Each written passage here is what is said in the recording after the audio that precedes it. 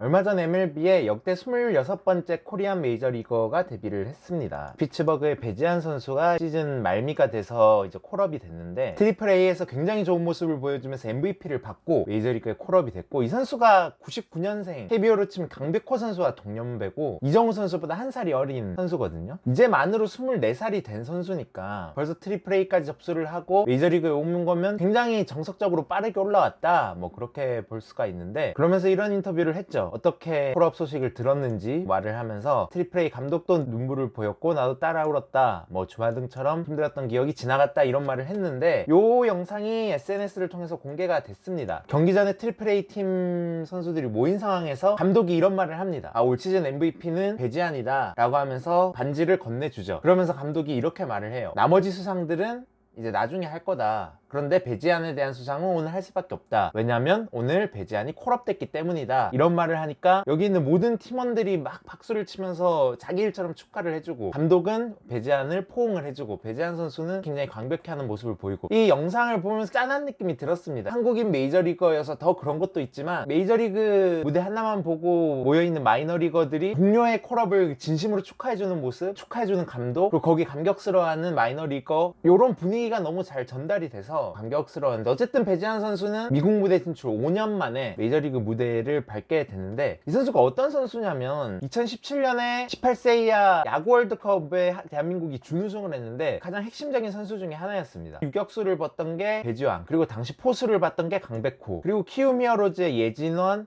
롯데 한동희, 이런 선수들이 주축 타자였고, 여기에 보이는 곽빈, 서준원, 이런 선수들이 주축 투수가 돼서 좋은 성적을 거뒀었는데, 그 중에서 야수 쪽에는 단연 강백호와 배지한이 눈에 띄는 선수들이었죠. 그러면서 강백호는 2018년에 바로 KBO 리그에 데뷔해서 KBO 리그의 간판 스타가 됐고, 배지한 선수는 다른 선택을 하게 되죠. 미국 무대 진출을 하게 됩니다. 그러면서 애틀랜타 브레이브스랑 30만 불 계약금을 받고 미국 무대에 진출을 하게 됩니다. 그런데 요 시작부터 조금 잡음이 있었어요. 왜냐면 애틀랜타가 요 당시에 국제계약에서 불법을 저지른 스캔들이 터지면서 배지한 선수도 여기에 연루가 됐거든요. 요 사건이 생각보다 좀 복잡한 사건인데, 간단하게 설명을 드리면, 여러분 아시다시피 메이저리그 팀이 해외의 유망주들, 뭐 아시아나 중남미 유망주들을 영입할 때는 각 팀별로 쓸 수 있는 슬롯머니 상한선이 있습니다. 그런데 요 시기 2015에서 2017 요 시기에 애틀랜타는 이면 계약을 통해서 소위 말해서 뒷돈을 줘서 상한액을 초과하는 금액을 써서 국제 유망주를 계약을 했고, 이런 뒷돈을 주고 하면서 시스템을 붕괴시키는 일에 대해서 미국 사회가 굉장히 엄격하잖아요. 당시 애틀랜타의 단장인 존 코포렐라는 바로 영구 제명을 당하게 됩니다. 그러면서 부정한 방법으로 계약을 맺은 13명의 유망주가 모두 계약이 무효가 되고 자유계약 선수로 방출이 되는데, 그 중 하나가 배지한이었어요. 배지한에게도 아까 30만 불의 계약금을 받고 배지한 선수가 진출했다고 했는데, 계약서는 30만 불로 쓰고 이면 계약으로 30만 불을 더 준 게 확인이 돼서 애틀랜타 배지한의 계약은 무효가 됩니다. 그러면서 배지한의 입장이 굉장히 애매해졌죠. 왜냐하면 국내 고교 선수가 KBO 리그를 거치지 않고 해외 리그에 직행을 하게 되면 2년 동안 드래프트를 받을 수가 없기 때문에 KBO 리그에는 돌아올 수 있는 방법이 없었죠. 메이저리그 딴 팀을 가려고 보니까 대부분의 메이저리그 팀들은 이때 이미 유망주 구성을 끝낸 상황이고 남아있는 계약금도 없는 팀들이 대부분이었고, 국제적 미아가 되는 거 아니냐, 그런 말도 많았는데, 결국 2018년이 돼서 피츠버그와 계약을 하게 됩니다. 당시 피츠버그가 앤드류 맥커친을 트레이드하면서 해외 유망주 슬롯머니가 조금 남아있는 상황이었고, 그 자원을 다 배지한에게 쏟아부어서 배지한은 결국 피츠버그 유니폼을 입게 된 거죠. 이 선수가 어떤 스타일의 선수냐면, 우리가 생각하는 전형적인 컨택과 스피드가 뛰어난 유형의 유격수입니다. 전미 유망주를 통틀어서도 손꼽히는 스피드만큼은 진짜 진퉁이다. 메이저리그에서도 거의 무조건 통한다. 기본적으로 굉장히 발이 빠르고 적극적인 주루 센스 같은 것도 있는 선수여서, 스피드는 메이저리그에서 당장 통할 수 있는 스피드를 가졌다, 그런 평가를 받았고, 핸드아이 코디네이션이 굉장히 좋아서 타고난 컨택력이 굉장히 좋고, 컨택 위주로 볼을 잘 밀어치고 공을 띄우기보다는 굴려서 발을 이용해서 많이 출루를 하는 그런 스타일의 선수고, 성구안도 굉장히 괜찮아졌고, 그리고 순발력이 굉장히 좋다 보니까 수비력도 다재다능하게 잘 여러 포지션을 볼 수 있고, 잘 크면 빅리그에서 주전급 테이블 세터가 충분히 가능하고, 워낙에 스피드나 컨택력이 좋기 좋기 때문에 유틸리티맨 정도는 메이저리그에서 충분히 가능할 것이다, 뭐 그런 평가를 받았던 선수인데, 물론 몇몇 지적됐던 단점들도 있죠. 일단 실제로 MLB 파이프라인에서는 이런 평가도 했어요. 배지안이 컨택 능력이 굉장히 좋다 보니까 이 컨택 능력은 축복인가 동시에 저주다, 그런 말을 했거든요. 이게 무슨 말이냐면, 워낙에 이 선수가 갖다 맞히는 재주가 좋다 보니까 아마추어 시절에 지나치게 공격적으로 모든 공을 치려는 타격 어프로치를 가져가다 보니까 요게 오히려 타격 생산성에는 마이너스가 되는 경우가 많다라는 평가도 있었는데, 피츠버그가 요 부분에 있어서 굉장히 개선하려고 노력을 했고, 만 18세에 입단을 한 선수니까 입단 후에 요 부분이 굉장히 잘 개선이 됐고, 지금은 볼넷을 굉장히 잘 얻는 그런 선수가 됐습니다. 그리고 아무래도 컨택과 스피드에 초점이 맞춰진 선수다 라고 하면 우리가 딱 드는 생각, 그렇다면 파워는 어떤가에 대한 의문부호는 분명히 있는 거죠. 왜냐하면 지금은 홈런 인플레이션 시대에 우리가 살고 있잖아요. 전반적인 모든 선수들의 홈런 능력이 굉장히 올라가서 이제 메이저리그 주전급 선수면 홈런 10개 20개 정도 치는 거는 뭐 전혀 놀라운 일이 아니게 된, 그래서 메이저리그 역사상 가장 홈런이 많이 나오는 시대에 우리는 살고 있는데, 배지안이 그런 부분에 있어서 파워적인 측면에서 확실히 약점이 있다, 뭐 그런 부분도 있고, 또 수비적인 부분에서 아까 말씀드렸다시피 순발력을 기반으로 한 수비 스킬이 굉장히 좋은 선수입니다. 그런데 지나치게 실책이 잦은 부분이 분명히 있거든요. 현지 스카우팅 리포트에도 이런 부분이 꾸준히 언급이 됐고, 다만 현지에서도 이런 실책들이 수비 스킬에 의한 것이라기보다는 약간 집중력에 의한 경우가 많았다라고 보고 있기는 합니다. 조금 평범한 타구에서 실책을 많이 하고 그런 모습을 보여주다 보니까 안정성에 조금 의문이 있었고, 유격수로 미국 무대에 진출을 했지만 주로 마이너리그에서 2루로 많이 뛰었고, 발이 빠르고 운동력이 좋다 보니까 외야수로도 많이 뛰고, 결국에는 수비력으로 확고한 한 군데 포지션을 차지하기보다는 지금은 일단 여러 포지션을 다재다능하게 하는 스타일로 변모를 했고, 마지막으로 뭐 요 부분은 많이 개선이 되긴 했지만 아무래도 컨택 좋고 발 빠른 좌타자다 보니까 맞춰놓고 1루로 가려는 모습을 자주 보여서 이게 타격적인 부분에서는 조금 마이너스가 아니냐, 그런 이야기도 분명히 있긴 했습니다. 그러니까 요런 단점들도 분명히 있는 선수였다, 그렇게 볼 수가 있겠고, 그래서 2018년에 이 선수가 계약을 맺고 만 18세의 나이로 루키 리그에 데뷔를 합니다. 준수한 컨택 능력을 보여주면서 만족스러웠던 18세 루키 시즌을 딱 보내고 났는데, 19시즌에 이제 로싱그레이에서 활약을 하게 되는데, 요때 굉장히 충격적인 소식이 들리죠. 배지안 선수가 고등학생 때 전 여자친구를 폭행한 혐의로 시즌 중에 조사를 받게 되고, 그래서 한국을 왔다 갔다 하는 경우도 있고, 결국 요 부분에서 폭행 혐의를 인정을 받아가지고 벌금을 내게 됩니다. 미국 무대는 요런 가족이나 여자친구에 대한 폭력에 대해서는 굉장히 엄격하잖아요. 그래서 30경기 징계를 받게 됩니다. 물론 보통 메이저리거들이 와이프나 자식이나 뭐 여자친구나 폭력을 가하게 되면 80경기 혹은 1년 정지 막 이렇게 엄청난 징계들이 많이 나오게 되는데, 배지안 선수는 아무래도 프로 선수 신분일 때가 아니라 고등학교 때 계약하기도 전 일이기 때문에 그렇게 큰 징계를 내리진 않았고 30경기 징계를 받게 됩니다. 어쨌든 요 30경기 징계를 받았음에도 불구하고 2019년에 로싱그레이에서 타격왕을 하게 돼요. 3할 2푼 3리의 타율에 도루 31개 나왔고, 그리고 타율 출루율 갭도 굉장히 좋고요. 리그 전체에서 가장 손꼽히는 활약을 보이면서 이때부터는 이제 팀에서 확실히 주목받는 핵심 유망주 중에 하나로 자리매김을 하게 됩니다. 그러면서 뭐 2020년은 코로나 때문에 마이너리그 자체가 열리지 못했고 2021 시즌 AA에서 활약을 하게 되는데, 보통 이제 AA가 이 선수가 메이저리그 감이 되느냐 안 되느냐를 가르는 굉장히 중요한 분기점이 되잖아요. 요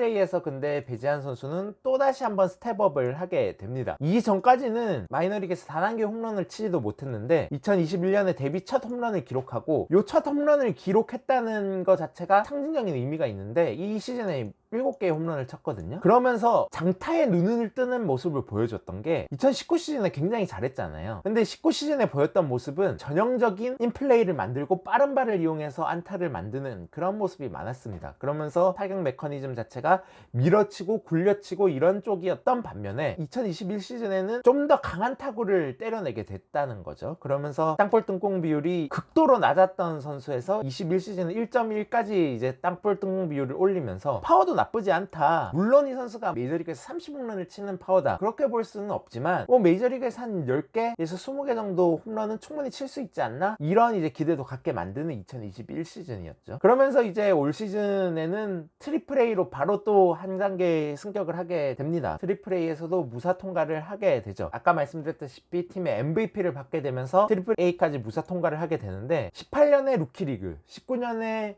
로싱그레이, 20년을 지나치고 21년에 더블A, 22년에 트리플 A까지 각 레벨을 차곡차곡 한 시즌 만에 통과하면서 20대 초반에 메이저리그 콜업까지 되게 된 굉장히 모범적인 사례로 볼 수가 있고, 배재환 선수는 MLB에서 통할 수 있는 확실한 툴이 있었잖아요. 스피드만큼은 MLB에서 무조건 통한다 라는 이야기가 많았는데, 메이저리그 올라서 그 모습을 여실히 보여주죠. 데뷔 경기에서 1안타 1볼넷 2출루 경기를 했는데, 출루했을 때 전부 다 도루를 성공하면서 이 선수의 베이스 러닝 그리고 스피드는 진퉁이구나, 이런 모습을 잘 보여줬고, 그 다음 경기에는 바로 1번 타자로 선발出장을 하면서 2타점 2루타를 때려내기도 하면서 메이저리그에서도 뭐 주눅 들지 않는 모습을 보여줬다, 그렇게 볼 수가 있겠고, 물론 피츠버그가 지금 리빌딩을 하는 팀이고 메이저리그에서 거의 전력이 가장 약한 팀 중에 하나라서 배재환 선수가 조금 빠르게 기회를 받은 걸 수도 있지만, 배재환 선수가 지금 주로 나서고 있는 포지션이 2루, 중견수, 조금 나가면 유격수랑 좌익수 정도가 될 텐데, 피츠버그의 요 포지션 들이 결코 쉽지가 않습니다. 왜냐면 팀의 핵심 선수들이 다 요 포지션에 이미 자리를 잡고 있거든요. 브라이언 레이놀즈 선수는 30홈런을 쳤었던 간판 스타고, 케빈 뉴먼 선수도 2루에서 확실한 주전을 차지하고 있고,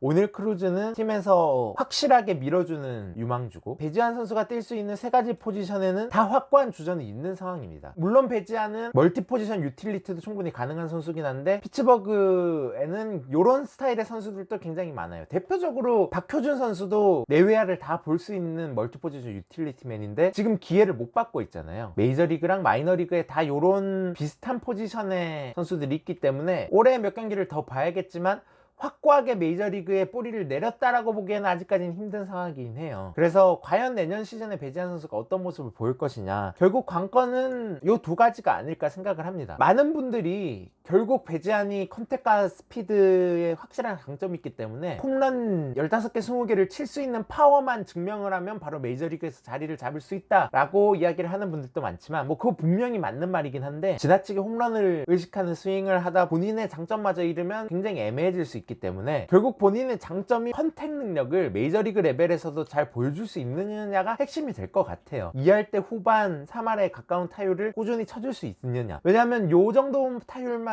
꾸준히 유지를 해주면 이 선수 눈이 되기 때문에 3할 때 중후반의 출루율을 가지고 있고, 이 정도의 타율과 출루율을 가진 선수가 메이저리그 탑급 스피드를 가지고 있기 때문에 써먹을 때가 있을 거거든요. 최소 2할 때 중후반의 타율을 칠 수 있을 정도의 컨택력을 보여줄 수 있느냐가 관건이 될 것 같고, 두 번째로는 수비력. 결국 이 선수가 순발력 좋고 볼 핸들링이라던가 기본적으로 수비에 필요한 여러가지 기본기는 굉장히 탄탄하게 잘 갖춰진 선수예요. 그런데 실책이 많다, 안정감이 부족하다라는 이미지가 있는 것도 사실이거든요. 그렇기 때문에 메이저리그에서 유틸리티맨이 되려면 결국에는 공격보다는 수비 쪽에서 여러 포지션을 준수하게 봐줄 수 있냐가 가장 중요하기 때문에, 일단은 본인의 주 포지션이 2루, 중견수, 여기에 더해서 때때로 유격수도 보면서 뭐 좌우익수까지 봐줄 수 있는 그런 모습, 여러가지 포지션을 보는 것도 중요하고, 각각 포지션에서 다 괜찮은 뭐 탑급 수비력이 아니더라도 나쁘지 않은 수비력을 보여줄 수 있느냐가 내년에도 메이저리그에서 이 선수를 볼 수 있을지 없을지를 가늠할 가장 중요한 관건이 아닐까, 그렇게 생각을 합니다.